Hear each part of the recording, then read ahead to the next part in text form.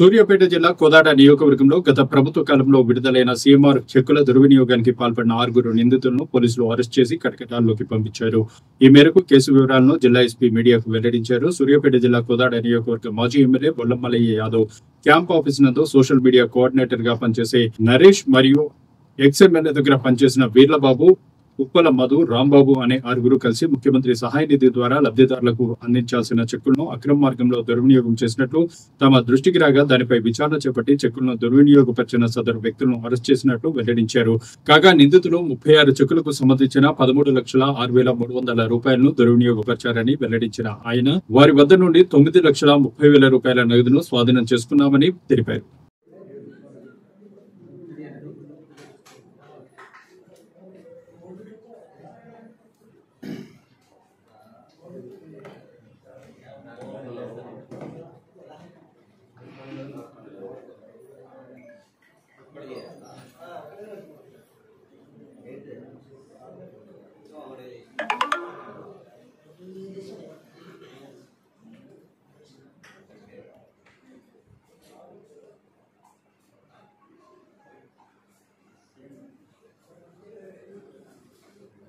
ఈరోజు సూర్యాపేట జిల్లా Kodad sub division పరిధిలో సీఎం రిలీఫ్ ఫండ్కి సంబంధించి చెక్కులను దుర్వినియోగం చేస్తూ అసలైన బెనిఫిట్దారులకు, అసలైన లబ్ధిదారులకు వాళ్ళకు లబ్ధి చేకూరకుండా ఫోర్జుడ్ చేసి చెక్కులని వ్యాలిడేషన్ చేయించి అక్రమ పద్ధతిలో లబ్ధి పొందాలనేటువంటి ఉద్దేశంతో మోసం చేసినటువంటి ముఠాని కోదాడ టౌన్ పోలీసులు, సిసిఎస్ పోలీసులు ఛేదించడం జరిగింది. ఇందులో వివరాల్లోకి ఎక్కితే 2023 సంవత్సరం కంటే ముందు మాజీ ఎమ్మెల్యే కోదాడ బొల్లమల్లయ్య యాదవ్ గారి ఆఫీస్లో పనిచేసేటువంటి ప్రైవేట్ వ్యక్తులు, అందులో ముఖ్యంగా చెడపంగు నరేష్, ఇతను సోషల్ మీడియా కోఆర్డినేటర్గా కొంతకాలం పనిచేసినాడు. అదేవిధంగా మాజీ ఎమ్మెల్యే గారి దగ్గర పిఏలుగా పనిచేసినటువంటి మర్ల వీరబాబు, ఉప్పల మధు, అదేవిధంగా సూరగాని రాంబాబు, గుంటుక సందీపు, రంగిశెట్టి వెంకట్రావు, ఈ 6 వ్యక్తులని ఈ సీఎం రిలీఫ్ ఫండ్ చెక్కులని దుర్వినియోగం చేసి స్వంత లబ్ధి కోసం అసలైన లబ్ధిదారులను మోసం చేసినటువంటి కేసులో ఈరోజు కోదాడ టౌన్ పోలీసులు అరెస్ట్ చేయడం జరుగుతుంది. వాళ్ళందరి వివరాలు ఏంటంటే 2023 అసెంబ్లీ ఎలక్షన్స్ కంటే ముందు అసలైన లబ్ధిదారులకి, ముఖ్యంగా ఎమ్మెల్యే గారి ఆఫీస్ నుంచి వీటిని అసలైన లబ్ధిదారులకు అందివ్వకుండా, డిస్ట్రిబ్యూట్ చేయకుండా ఉన్నటువంటి చెక్కులని ఈ యొక్క 6 ముఠా సభ్యులు వీళ్ళు ఏం చేస్తారంటే వాటిని అసలైన లబ్ధిదారులు ఇవ్వకుండా ఆ డేటు ఎక్స్పైరీ అయిన తర్వాత మనకు ఈ గుంటక సందీప్ అనేటువంటి వ్యక్తి, ఇతను హైదరాబాద్లో కంప్యూటర్ ఆపరేటర్గా పనిచేస్తుంటాడు.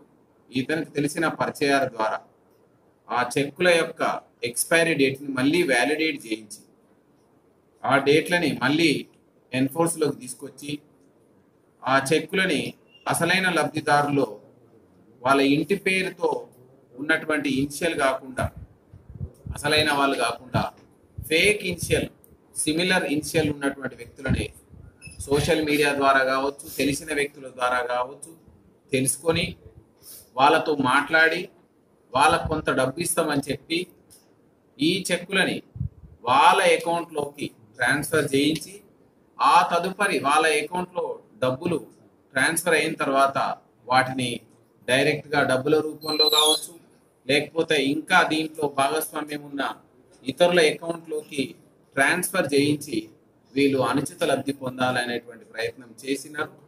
చాలా ఎక్కువ మొత్తంలో లబ్ధి చేకూర్చి దాదాపు 36 మందిని అసలైన లబ్ధిదారులను వీళ్ళు మోసం చేయడం జరిగింది.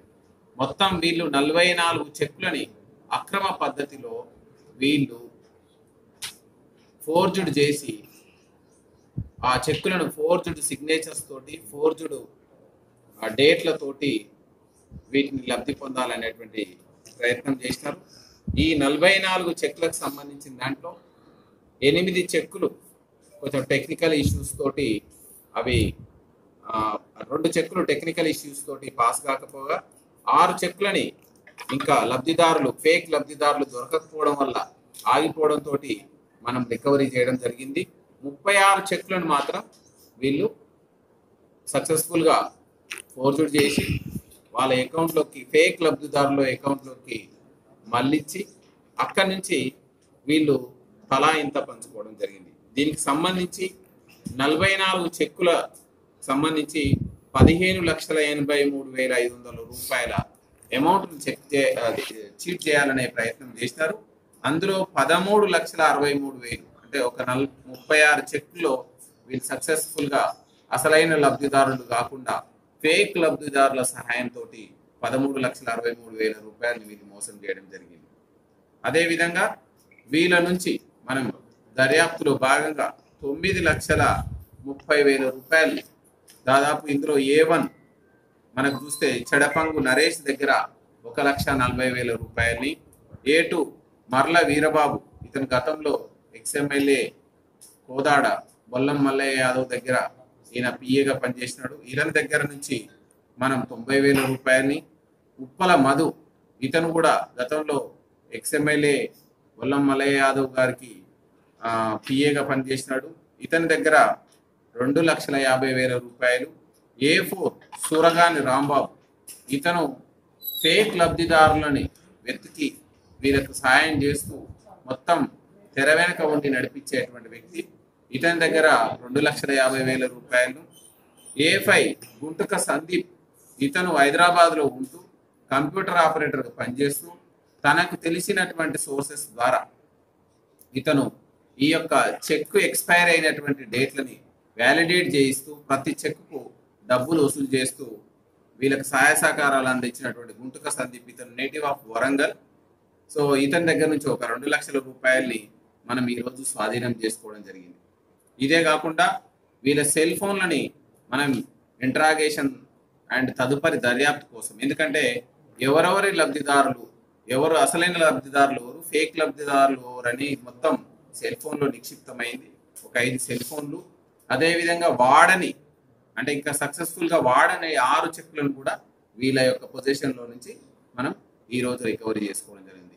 ఇప్పుడు తదుపరి మన కార్యాచరణలో ఈ నేర దర్యాప్తులో భాగంగా మనం యాక్షన్ ప్లాన్ ఏంటంటే వీళ్ళని మళ్ళీ పోలీస్ కస్టడీలోకి తీసుకొని దీన్ని డీటెయిల్గా ఎగ్జామిన్ చేసుకొని ఫేక్ లబ్ధిదారులు ఎవరున్నారు, వాళ్ళ అకౌంట్లో ఏ విధంగా ఈ మనీ ట్రాన్స్ఫర్ అయ్యింది, వాళ్ళ బ్యాంక్ డీటెయిల్స్ ఏంటి, అసలైన లబ్ధిదారులు ఎవరున్నారు, వాళ్ళు నిజమైనటువంటి అనారోగ్యంతో బాధపడుతూ అప్లై చేసినటువంటి వివరాలు ఏమున్నాయి, వాళ్ళు ఇచ్చినటువంటి ఆధారాలు ఏమున్నాయి, వీటన్నిటిని మనం తీసుకొని వీటన్నిటిని మనం టెక్నికల్గా సైంటిఫిక్గా వీళ్ళ నేరాన్ని ప్రూవ్ చేసి వీళ్ళకు కఠినమైనటువంటి శిక్ష వచ్చేటట్టుగా మనం పోలీస్ దర్యాప్తు అనేది ముందుకు పోతుంది.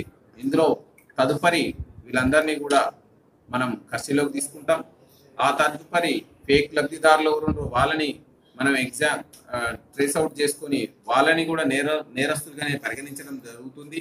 వాళ్ళందరినీ కూడా మనం ఇందులో ఎఫెక్ట్ చేస్తాం. వాళ్ళకి ఎంతవరకు లబ్ధిదారులు ఉన్నారో చూసుకొని, అదేవిధంగా బ్యాంక్స్ నుంచి కూడా మనకు కొన్ని వివరాలు రావాల్సి ఉంది. ప్రతి బ్యాంక్ అకౌంట్ ఎవరిది, నేరస్తుల బ్యాంక్ అకౌంట్ ఉంది, వాళ్ళ ట్రాన్సాక్షన్ ఏముంది, వాళ్ళ స్టేట్మెంట్లు ఏమున్నాయి, వాళ్ళ కేవైసీ ఏముంది, డేట్ వ్యాలిడేషన్ చేసినటువంటి తదుపరి వీళ్ళ యొక్క బ్యాంక్ ట్రాన్సాక్షన్స్ ఏమున్నాయి, ఇవన్నిటినీ కూడా కూలంకషంగా నేర దర్యాప్తులో నిక్షిప్తం చేసి కోర్టుకు సబ్మిట్ చేయడం జరుగుతుంది. ఈ విధంగా కోదాడ టౌన్ పరిధిలో ఎక్స్ఎమ్మెల్యే బొల్లం మల్లయ్య యాదవ్ గారి రిఫరెన్స్ తోటి ముందుకెళ్ళినటువంటి అసలైన లబ్ధిదారులను కాదని ఆయన ఆఫీస్లో పనిచేసేటువంటి ఈ యొక్క ప్రైవేట్ పర్సన్స్ ఎవరైతే పిఏల రూపంలో సోషల్ మీడియా కోఆర్డినేటర్ చేసే రూపంలో ఉన్నారో వాళ్ళందరూ కూడా ఈ ఎలక్షన్స్ అయిపోయిన తర్వాత వీటన్నిటిని డిస్ట్రిబ్యూట్ చేయని చెక్కులని ఈ విధంగా వాళ్ళ సొంత లబ్ధి కోసం వాళ్ళు మార్పు చేసినారు. ఈ మార్పు చేసినటువంటి ఇంకా ఏమైనా ఈ విధంగా మార్పు చేశారనేది డెప్త్గా ఇన్వెస్టిగేషన్ చేస్తున్నాం. ఇది ఒక మనకు అక్కడి వరకే పరిమితమైందా, ఇంకా ఎక్కడి వరకు, ఇంకా ఎన్ని చెక్కులు చేసినారు, ఓన్లీ గతంలో ఇంకేమైనా చేసినారా, వీటన్నిటి గురించి కూడా డీటెయిల్గా ఇన్వెస్టిగేషన్ చేయడం